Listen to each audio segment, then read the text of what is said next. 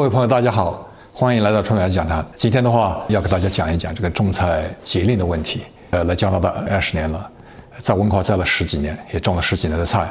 COVID-19 发生以后，为了帮女儿照顾孩子，就搬到多伦多。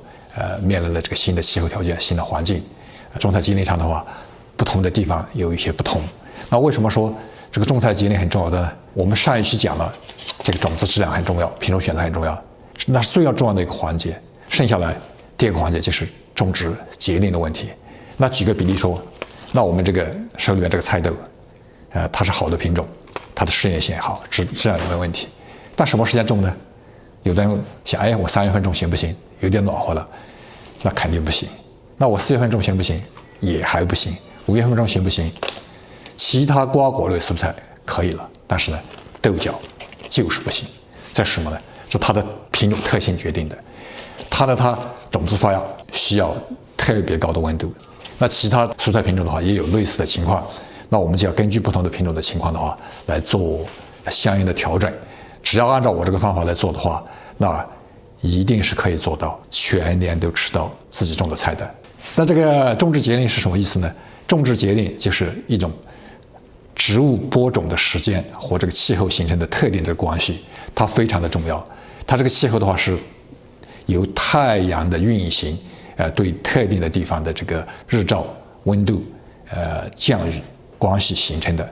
那这个我们中国的话是一个非常古老的民族，24节气是中国通过我们的祖先几千年的这个观察四季变化，观察这个植物生长发育与气候的关系，这样总结出来的。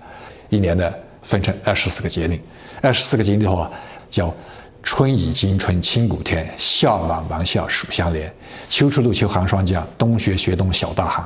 那就是什么呢？春就是立春，它一个字代表一个节令。大家感兴趣的话，细细可以查。那到这个冬雪雪冬小大寒，就是冬季的几个节令。比如说立冬、小雪、大雪；冬至、小寒、大寒。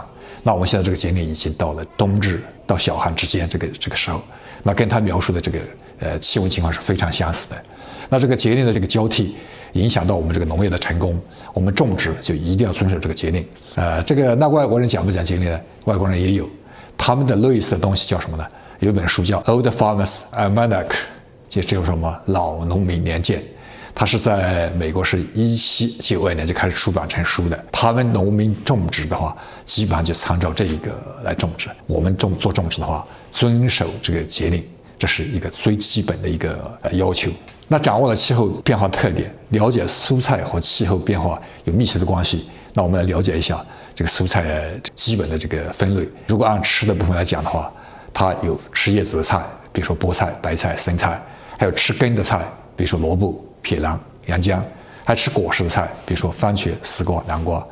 那植物最先长出的就是叶子，叶子的成熟时间短，就是小的时候也可以吃，成熟也可以吃。接下来就是根茎类，根茎类要长得粗壮，跟我们吃，它的生长时间就相对要长。它因为根系需要叶子长成以后，积累养分，积累到根部膨大才可以，时间稍长一点。那需要时间最长的就是瓜果类。所谓瓜果类，就是大家记住，就是结果实的，比如说我们的这个西红柿、南瓜、坎瓜、茄子、辣椒这一类的果实蔬菜，它需要的生长时间就比较长，5个月、6个月、半年的时间才够。因此这样的话，我们叶菜类一般不需要育苗，直播就可以了。果实类的话，一般就是需要育苗，先育苗。为什么先要育苗？刚才说了，它生长的时间要求比较长，一般都是5、6个月。那加拿大最大的毛病就是什么呢？它这个冬春寒冷的时间特别长。如果我们等到完全暖和了才来种的话，那生长时间又不够了。加拿大多伦多的霜期是在5月15号左右才结束。那也就是说，这个蔬菜移栽到室外，这个时候才安全，才不会被冻死。那它霜什么时候来呢？一般到10月中旬又来了。那就是说，无霜期仅仅有这个5个月、6个月都不到。相信这个欧洲的朋友也遇到类似的情况。当然，气候好一点的地方，暖和一点的地方，要根据我说的这个情况相应做一个调整。这个就说春天或者初夏什么时候没有霜。另外一个时间结束的时间就是什么时候霜来了，根据这个时来做灵活的调整。另外的话，我们根据这个蔬菜对温度的需求的话，又来分2大类，一类是冷季型的，一类是暖季型的。那其中冷季型的就是分耐寒的和喜凉的。耐寒的呢，0度到零下15度，它依然不会冻死，这样的品种。还有喜凉的，喜凉就是说，比如说我们在15度以下，到5、6度，它同样可以生长。那暖季型的品种呢，又分喜温的和喜热的。这个喜温喜热的话，就是瓜果类。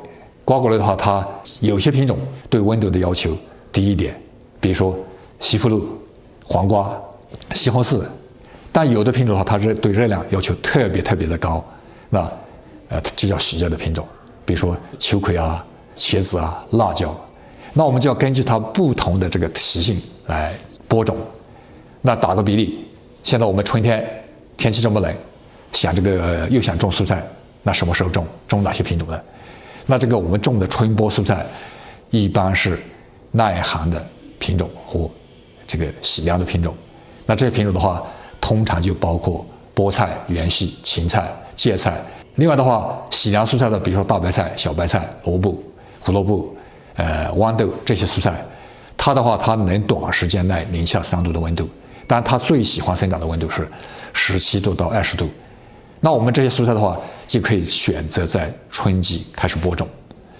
但是这一类品种，耐寒的和喜凉的品种，它的毛病是什么呢？一进到夏天，它生长表现并不好。那我们夏天就有夏天的品种，霜期结束以后，那个时候我们就选这些喜温的品种，比如说黄瓜、西葫芦、西红柿，从这些品种开始。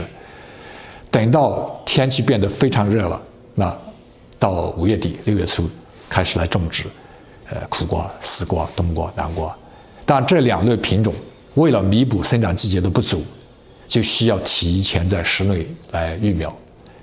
另外就要讲到秋天我播种什么菜。秋天播种的蔬菜和这个春天类似，但是呢，它更偏重于耐寒性强的蔬菜。虽然它是耐寒的品种，但是呢，它有一点就是出苗发芽的这个温度，它同样是在15度、20度左右。